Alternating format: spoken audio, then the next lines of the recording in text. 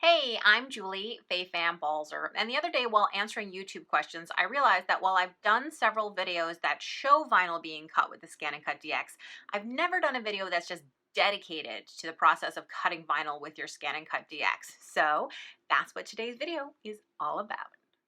When cutting vinyl with the ScanNCut DX, I like to use either a low tack mat, that's the one that has the blue stripe on it, or a standard mat that is well used, because there is a thin paper backing on the back of this, and if the mat is too sticky, you'll rip the paper and sort of ruin your mat. So you need to make sure that it is fully stuck down, nothing's coming up, and yet at the same time that you will be able to pull the whole piece of paper that's on the back off of here. The next thing is I always scan in my vinyl because I like to use a piece of vinyl that's small enough that I can actually not have any waste, or the least amount of waste possible. So you can see I've used a small piece of vinyl and my cut file fits exactly on it.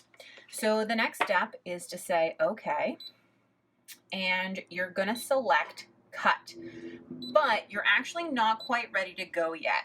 You wanna go into the settings. And if you scroll down, you'll see this thing that says half cut, because whenever we cut adhesive backed vinyl or heat transfer vinyl, we want to do what's known as a half cut. So I'm going to turn the half cut on.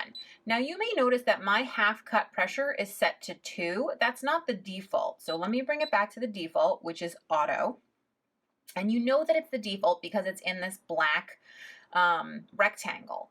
But the reason that it was up at 2 is because I needed to make some adjustments. So sometimes when cutting vinyl, you do need to adjust the half cut pressure. So that's why we're about to do a test cut. So I'm going to say okay. And then I'm going to press this test button. Now you can see the cut appears down here, and I don't have anything down here for it to cut. So I want to make sure that I drag it onto the vinyl. Then what we're going to do is we're going to press start and see how it goes.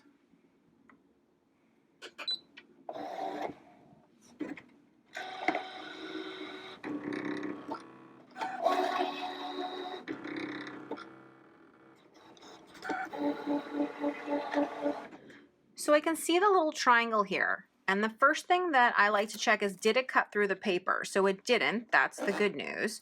The next thing is, did it cut through the vinyl? So this should come out very smoothly. There shouldn't be any tearing or pulling, or you shouldn't have to pull very hard. If you have to pull really hard, then you want to go ahead and adjust that pressure button. If it's totally fine and it comes right out, then you don't need to do anything. So I'm going to show you what you would have to do in either case. If the cut came out perfectly, you would just press the start button. It would not cut this out again. It would only cut your cut.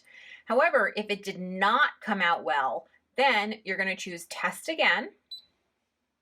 You're going to go into your settings, scroll down. Now, if it cut all the way through the paper, you would bring it into the negatives. If it did not cut all the way through, you would bring it into the positives. And I would start with 1, then try 2, then try 3 until you have it perfect. When you're happy, you say okay. But before you test again, make sure that you move the test cut, because you don't want it to cut on top of where it already cut, because that would be a bad idea. So once you're happy and you're ready, we can go ahead and press start.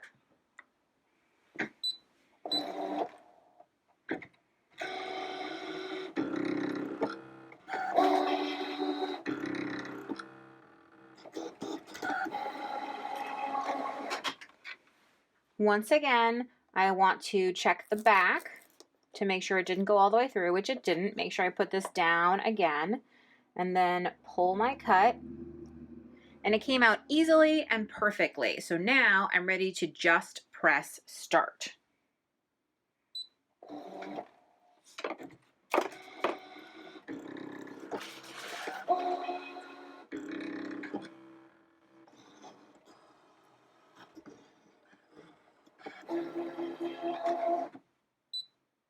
So now that we're done cutting, I'm going to eject the mat.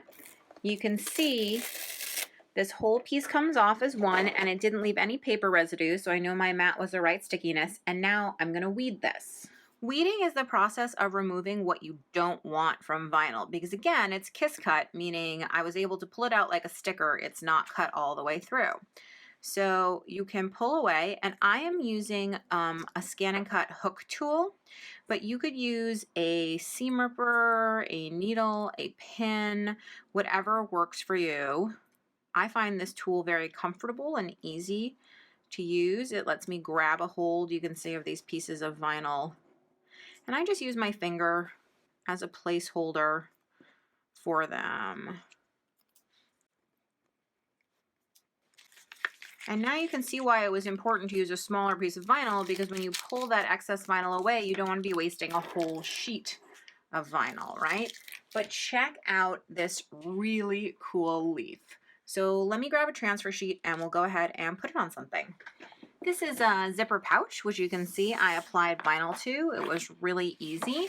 So on the other side, I'm going to show you how that works, which is you take your piece of transfer grid, apply it on top of the vinyl, rub with your thumb. You can also use the ScanNCut scraper tool. And by the way, this is also vinyl. Through the rubbing, the vinyl sticks to the transfer grid. So then you can decide where you want it. And again, rub it with your thumb or the Brother scraper tool.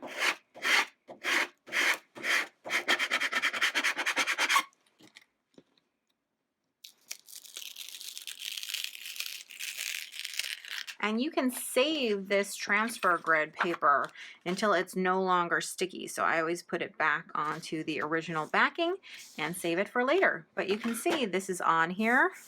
It feels smooth and beautiful. Super duper easy to do. Cutting vinyl with your ScanNCut DX is easy and quick.